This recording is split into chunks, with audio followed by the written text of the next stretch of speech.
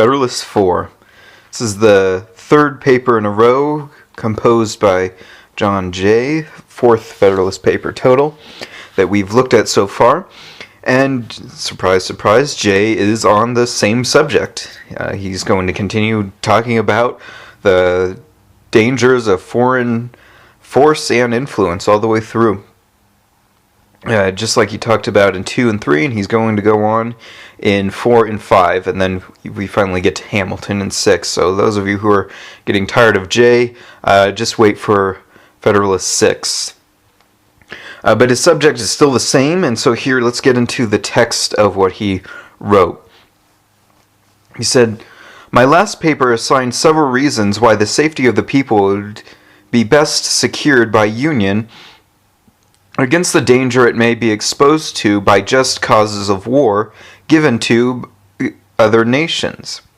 And those reasons show that such causes would not only be more rarely given, but would also be more easily accommodated by a national government than either by state governments or by proposed confederacies." So what Jay is reminding the people of from his last paper was that the 13 states or groups of states that might form themselves into confederacies, they would be more likely to give other nations causes to make war against them, and they would be less likely to deal with them, whereas on the other side of the coin, a united federal government and a united nation under the Constitution would be less likely to give other nations cause for war against them, and would be more likely to deal with those situations when they did arise. So that is what Jay is referring to there, because as there would be a federal government to rein in the state governments. Not every government or confederacy would just go its own direction when dealing with foreign nations. Jay believed this would be a lot safer situation for the whole nation. He went on and said, "But the safety of the people of America against dangers from foreign force depends not only on their forbearing to give just causes for war to other nations, but also in their placing and continuing themselves in such a situation as not to invite hostility or insult.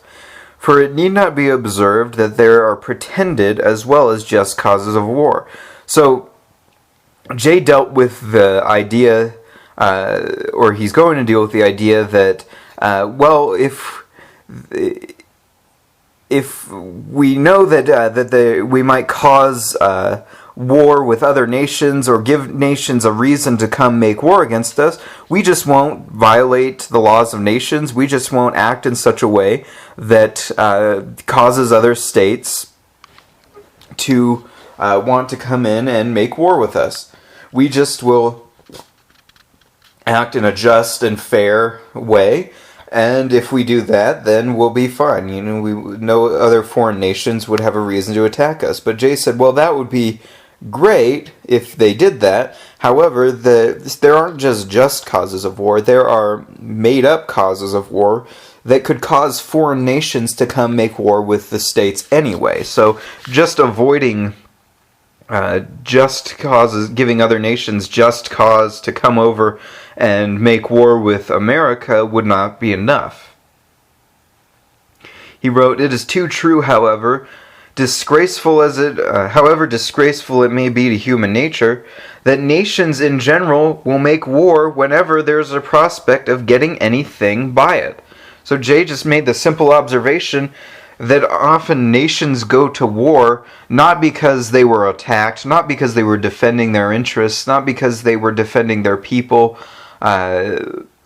or because there was some sort of threat that they needed to take care of, but they just went to war in order to gain something.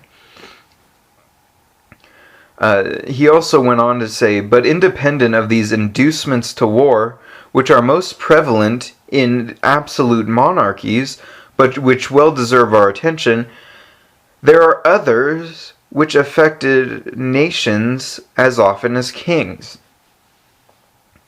He moved on and said that there are other causes of wars. He said we could focus on these all day long. He said, but there are other wars that affect nations and not just monarchies where the king ruled and decided when to go to war, but they affected all types of nations. He said, the extension of our own commerce in our own vessels cannot give pleasure to any nations who possess territories on or near this continent. Because of the cheapness and excellence of our productions, added to the circumstance of vicinity, and the enterprise and address of our merchants and navigators, will give us a greater share in advantages which those territories afford than consists with the wishes or policies of their respective sovereignties. So what Jay was saying was, as their commercial trade and their commerce continue to grow and expand, America would have a better advantage from just living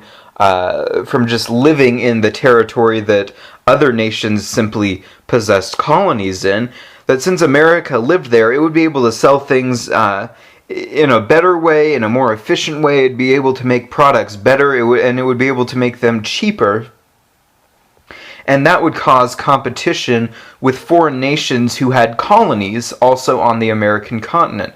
And so that competition might be seen as a threat to foreign nations. And he was saying that it's not going to please these other foreign nations. They're not going to jump in and be happy about a little friendly competition. He thought this might actually lead to danger from foreign influence, foreign force coming into the country, or trying to undermine American trade. He said, it is easy to see that jealousies and uneasiness may gradually slide into the minds and cabinets of other nations, and that we are not to expect that they should regard our advancement in the Union in power and consequence by land and by sea with an eye of indifference and composure.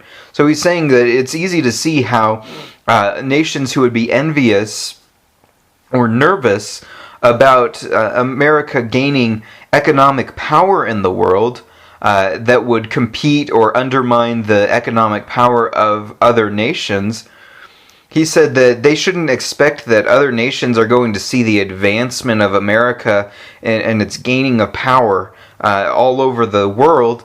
They shouldn't expect to see that other nations would just see this with indifference. In other words, that other nations just wouldn't care, or that they would even take it calmly. They should expect that other nations would react to this problem. Jay wrote, the people of America are aware that the inducements to war may arise out of these circumstances, as well as from others not so obvious at present. So Jay said that the people are already aware of the things that usually cause nations to go to war. And Jay has already presented some, and people could come up with a list. And he said, and there may even be more that we just haven't thought of yet, that could cause nations to want to war with America for some benefit. He said, wisely, therefore, do they consider union and a good national government as necessary to put and keep them in such a situation as, instead of inviting war, will tend to repress and discourage it. And this is really the whole point of this paper. A union of the states, provided by adopting the Constitution, a more full union, we should say, would be necessary to curb other nations from wanting to go to war with the states.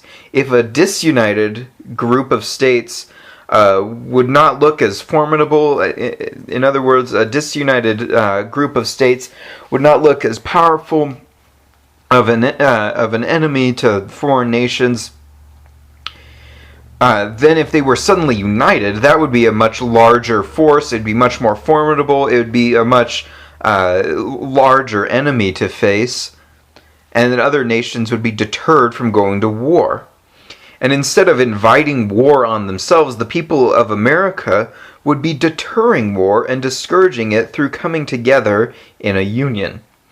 And so the rest of this paper is just Jay, as he laid out reasons for why he believed that was true.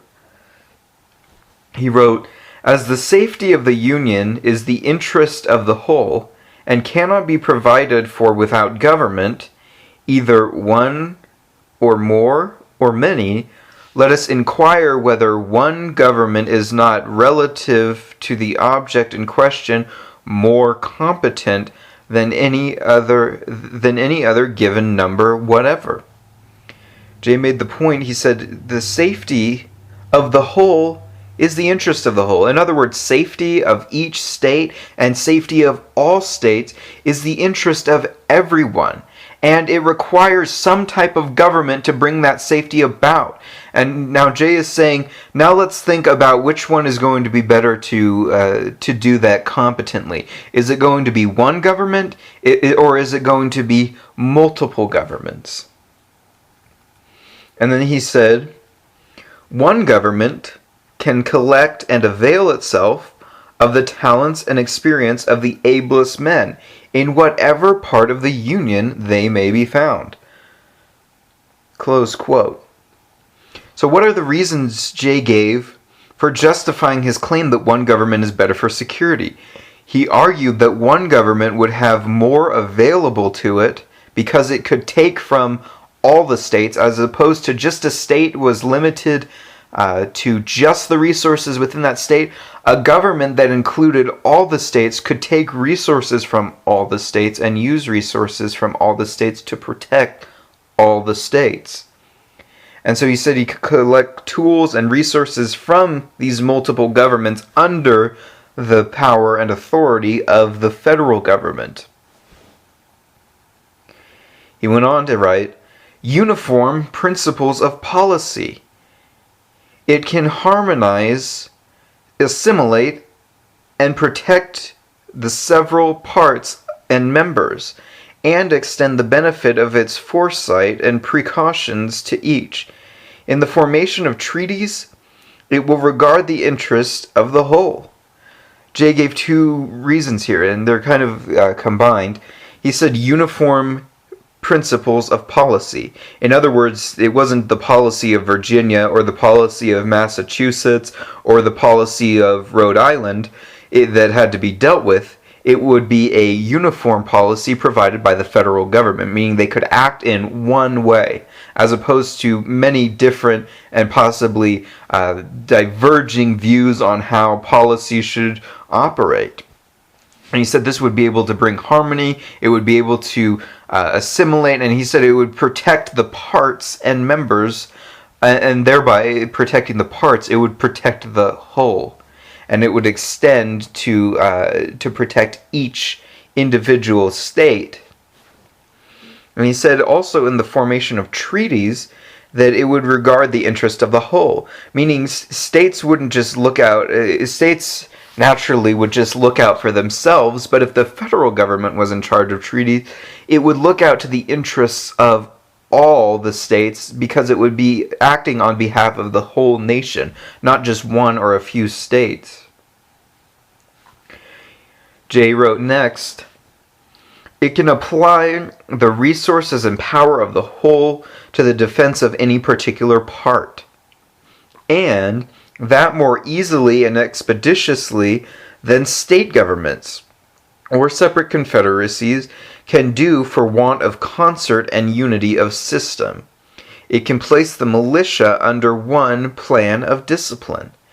Simply this means that in terms of defense, the federal government could use all the resources available within the states and all the resources it had to defend any particular state.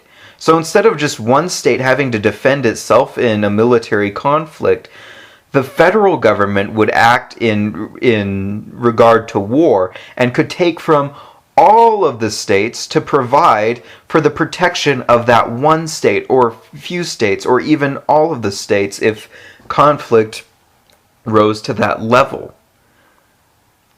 And Jay also explained that maybe the states would have believed that if one state was attacked, that all the states would rush to its defense, and maybe that would happen. He said, but the issue would be there would be no uniform policy. There would be different systems for how to carry it out, and that would be a weakness and would deter the government acting quickly and efficiently to actually bring something about.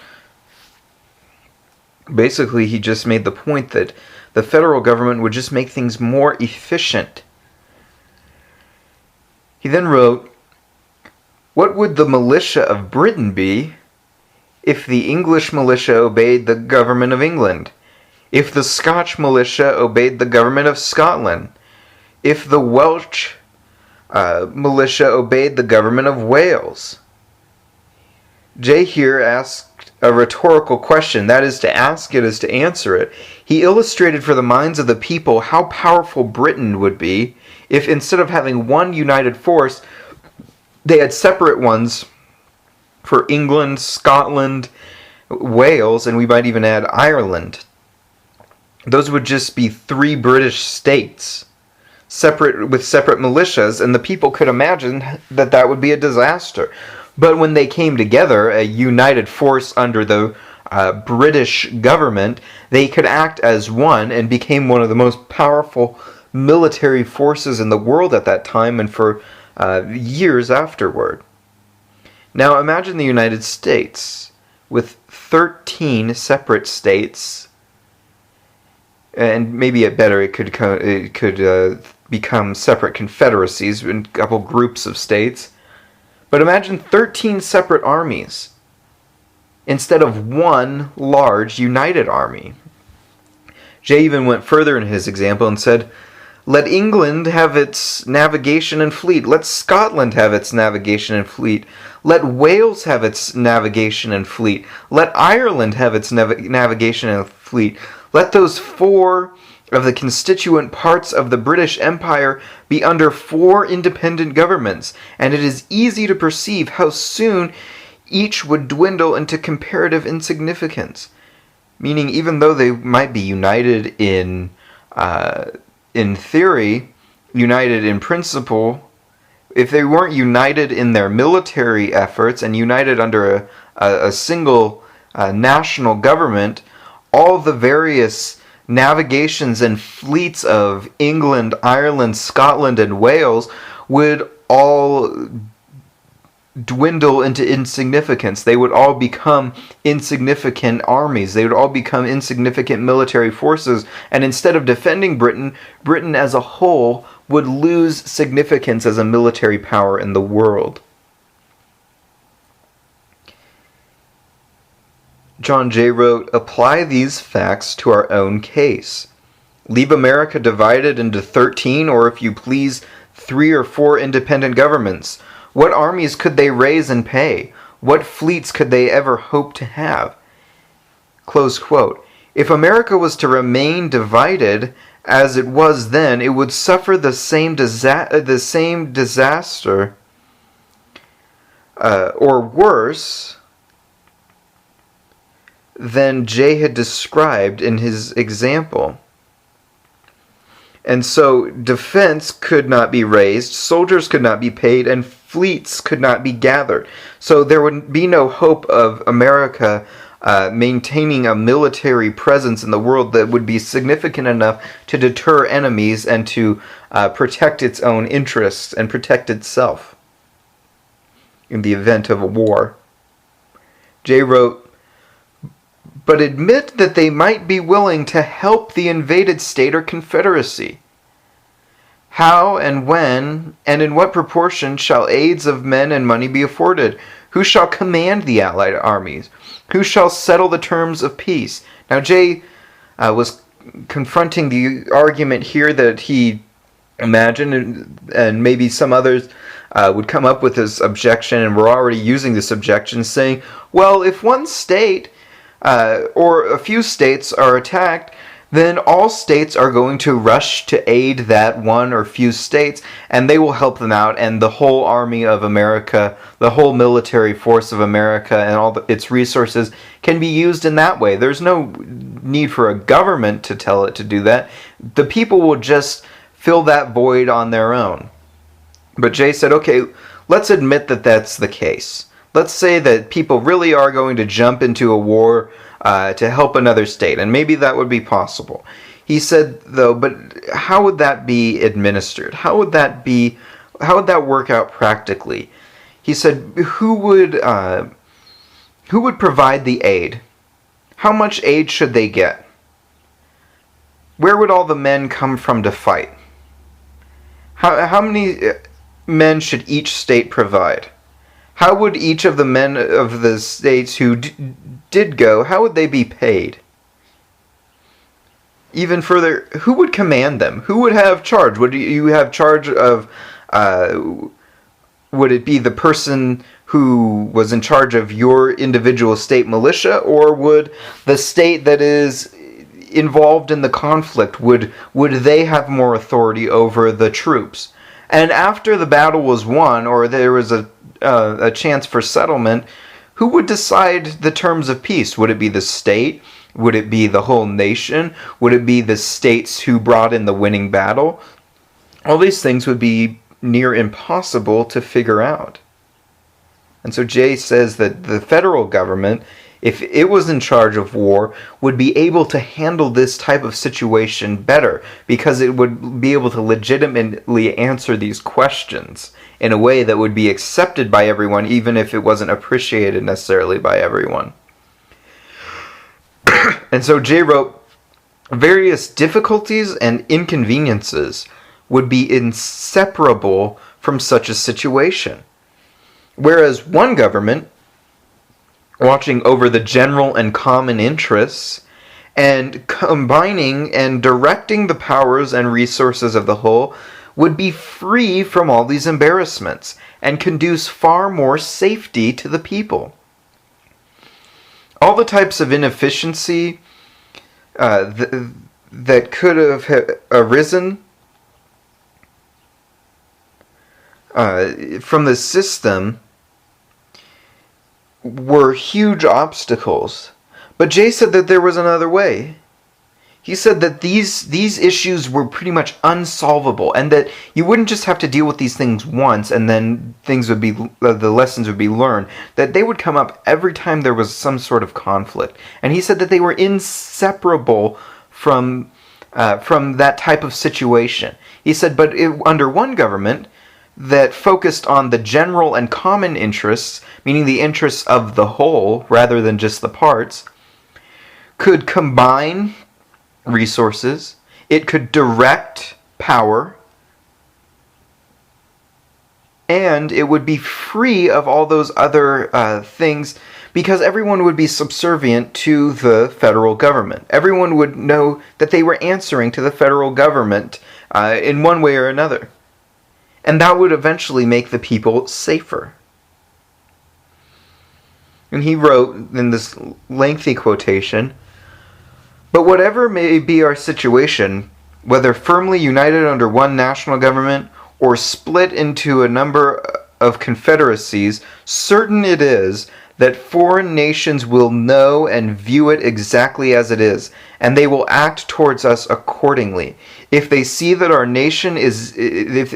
national government is efficient and well administered, our trade prudently regulated, our militia properly organized and disciplined, our resources and finances discreetly managed, our credit reestablished, our people free, content, and united, they will be much more disposed to cultivate our friendship than provoke our resentment.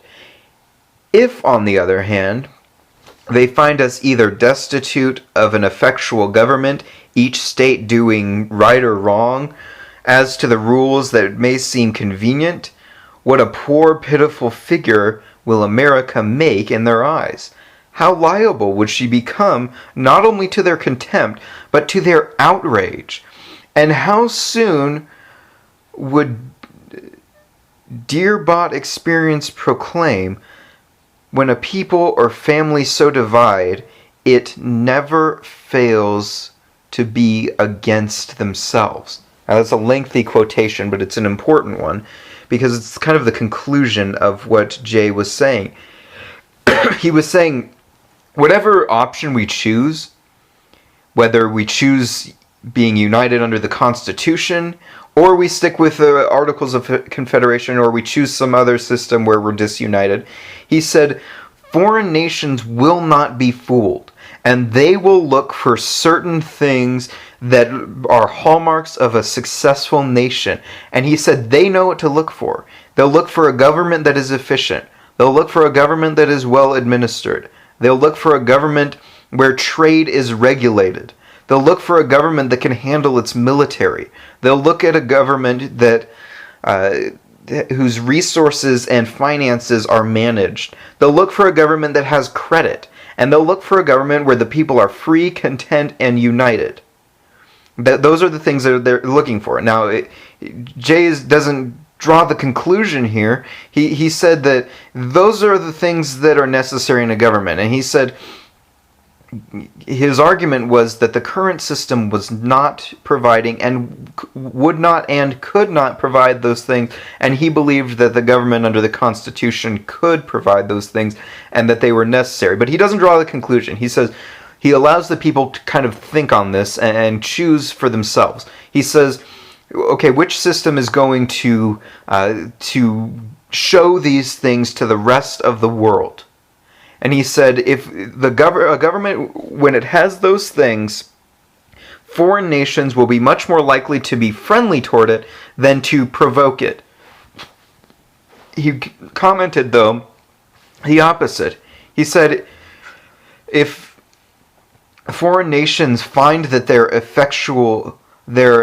destitute of an effectual government, in other words, that they don't have a government that actually works, that manages all the people within it, that states just kind of do whatever is right or wrong according to whatever they decide that they want to do, they said that it'll be a poor and pitiful figure on the national scene.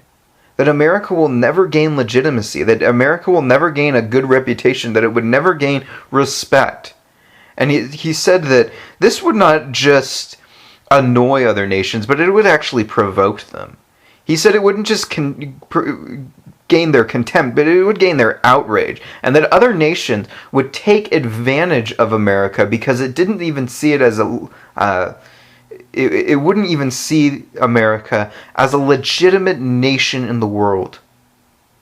And he said that all this experience that they had won would in the end be worthless because of ignoring the simple lesson that when people or a family divide, they are not becoming more independent. They are really against themselves.